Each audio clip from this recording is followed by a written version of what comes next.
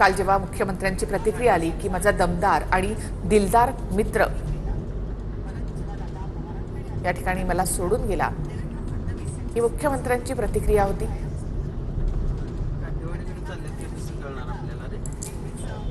जे प्रेम होतं ते त्यांच्या अकाली एक्झिट नंतर व्यक्त होताना पाहायला मिळतंय। प्रत्येक कार्यकर्ता दादांबद्दलच्या आठवणी सांगत अक्षरशः कालपासून इथे या परिसरामध्ये रडताना पाहायला मिळतोय, आपले अश्रू पुसताना पाहायला मिळतोय। मग त्या महिला असोत, लहान मुलं असोत, वरिष्ठ ज्येष्ठ नागरिक असोत। त्या जाण्यानं महाराष्ट्राचं खूप मोठं नुकसान झालं। ते मला जाऊन येतो ना, परत बोलतो मी आलो। काय प्रतिक्रिया आहेत, भावना? म्हणजे एवढे वर्ष सहकारी म्हणून काम केलं आघाडी, गेली 25 वर्ष दादा बरोबर आम्ही काम करतो। दादा दादाच होता, राजकारणातील दादा, समाजकारणातील दादा, सामाजिक क्षेत्रातील दादा। आणि सगळ्यांना जे असं राजकारणातील माणूस बघितलं नाही, खोटं ते खोटं, खरं ते खरं, पटलं तर ठीक आहे, नाही पटलं तर ठीक आहे, पण जे होईल ते मात्र करणार, नाही होईल तर अजिबात करणार नाही। आणि अशा एक व्यक्तिमत्व की जे लोकांना हवं असं असलेलं लोकनेता म्हणून, लोकप्रिय नेता म्हणून त्यांची ओळख होती। आणि हे नेतृत्व पुन्हा होणं नाही, महाराष्ट्राचं प्रचंड नुकसान झालेलं पाहतोय की असं नेतृत्व जे आहे ते पुन्हा होणार नाही अशी प्रतिक्रिया शरद पवार देखील अगदी थोड्याच वेळात काटेवाडी या निवासस्थानी दाखल होतील। नक्कीच वृषाली, आणि हे यश आहे अजित पवारांचं, त्यांच्या सगळ्या नेतृत्व गुणांचं, की अगदी विरोधक देखील आज दादांसाठी ती सहवेदना, ती संवेदना या ठिकाणी व्यक्त करतायत। दादांसारखा नेता, कार्यकर्ते लक्ष ठेवणार होते आणि प्रत्येकाला मदत करायची। तुम्ही लहान मुलांना घेऊन स्वतःच्या या ठिकाणी आलेला आहात, दादांना शेवटचं पाहता यावं, त्यांचं पार्थिवाचं अंतर्दर्शन घेता यावं, यासाठी हे सगळे प्रयत्न प्रत्येक कार्यकर्त्याचे पाहायला मिळत आहेत। दादांसारखं माणूस होणं शक्य नाहीये, पण घात झाला हा दादांचा शब्द मला आठवतोय। दादांचा घात झाला हा शेवटचा शब्द मला आठवतो। काटेवाडीकर आहात? आम्ही राजगड तालुक्यातून आलो। महाराष्ट्रातून बाहेर हे सगळे कार्यकर्ते फक्त महाराष्ट्रातून नाही, तर बारामती आणि काटेवाडीच्या व्यतिरिक्त इतर भागात सुद्धा रडत, काही जण स्वतःच्या लहान मुलांना सुद्धा घेऊन आल्याचं पाहायला मिळतंय। आणि दादांचं असं अचानकपणे जाणं हे अजूनही हे कार्यकर्ते मान्य करत नाही आहेत। दादांच्या कुठेतरी घरात झाला अशी देखील भावना या कार्यकर्त्यांच्या माध्यमातून व्यक्त केली जाते। तर दादांच्या अकाली एक्झिटमुळं हळहळ व्यक्त करताना प्रत्येक कार्यकर्ता पाहायला मिळतोय। सध्या काठेवाडीमध्ये हे पार्थिव ठेवण्यात आले, मात्र काठेवाडीमध्ये पार्थिव ठेवणार हे आधीपासून याची अधिकृत घोषणा करण्यात आलेली नव्हती, तशा पद्धतीचं शेड्यूल मांडण्यात आलेलं नव्हतं। मात्र तरी सुद्धा आपण पाहतो की दादांवरती प्रेमापोटी काठेवाडीत सुद्धा तेवढीच गर्दी उफाळून येताना पाहायला मिळते।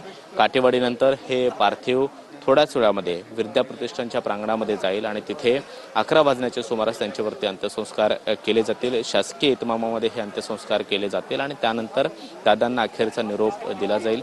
दादा अनंतात विलीन होतील, मात्र त्यापूर्वी त्यांचं शेवटचं दर्शन व्हावं यासाठी हा प्रत्येक कार्यकर्ता झटपट करताना पाहायला मिळतोय। आतमध्ये जाऊन त्यांचं अंत्यदर्शन घेण्यासाठी धडपड करताना पाहायला मिळतोय। गेटच्या बाहेर सुद्धा अजूनही तेवढीच मोठी गर्दी पाहायला मिळते आणि या गर्दीच्या नियोजनासाठी सुद्धा आपण पाहतोय पोलिसांचा मोठा फौजफाटा पाहायला मिळतोय।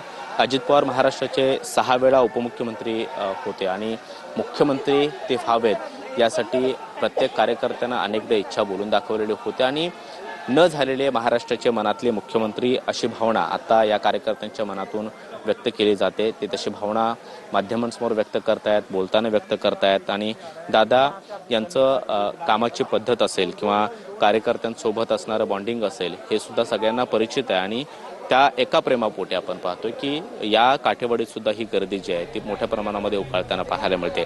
महाराष्ट्रातले असे अनेक मोठे नेते जे खरं तर एखादं नेतृत्व घडायला हे 35 ते 40 वर्षांचा संघर्ष करावा लागतो आणि ते 35 ते 40 वर्षानंतर एक नेता असा जन्माला येतो जो लोकनेता असतो आणि अजित पवार हे त्याच लोकनेत्यांपैकी एक होते।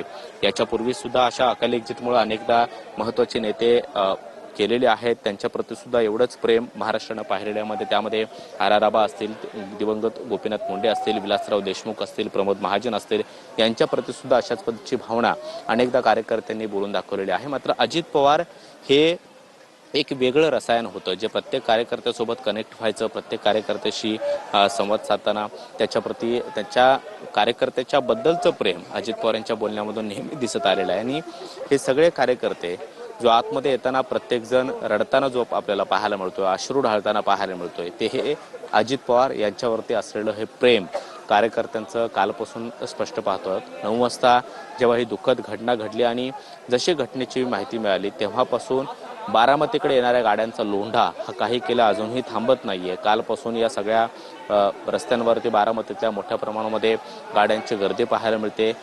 या सगळ्या गाड्यांमधून कार्यकर्त्यांचा लोंढा बारामतीमध्ये आज सुद्धा येताना पाहायला मिळतोय. अजित पवार यांच्या पार्थिवावरती अंत्यसंस्कार करण्यासाठी अवघे काही तास शिल्लक आहेत. मात्र तरी सुद्धा अजित पवार यांना शेवटचं पाहता यावं यासाठी सगळे कार्यकर्ते तुफान अशी गर्दी करताना पाहायला मिळत आहेत.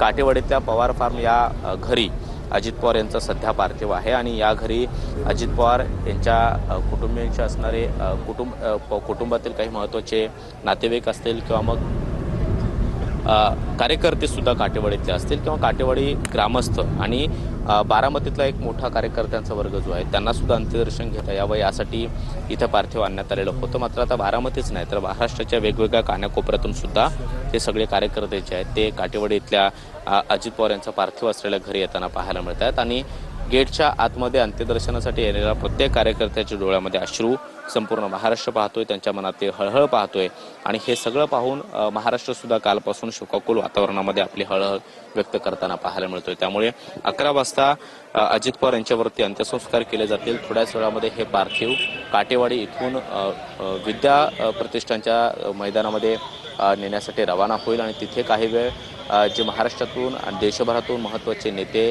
अंत्यविधीसाठी येणार आहेत त्यांच्या अंत्यदर्शनासाठी ठेवण्यात येईल आणि त्यानंतर 11 वाजेच्या दरम्यान अजित पवार यांच्यावरती शासकीय इतमामामध्ये अंत्यसंस्कार केले जातील. मात्र कार्यकर्त्यांची हळहळ कालपासून संपूर्ण महाराष्ट्र पाहतोय. बारामतीतल्या प्रत्येक कार्यकर्त्याच्या मनामध्ये दादांबद्दलचं असणारं प्रेम पाहतोय आणि बारामतीच्या व्यतिरिक्त महाराष्ट्राच्या वेगवेगळ्या भागातून आलेले कार्यकर्ते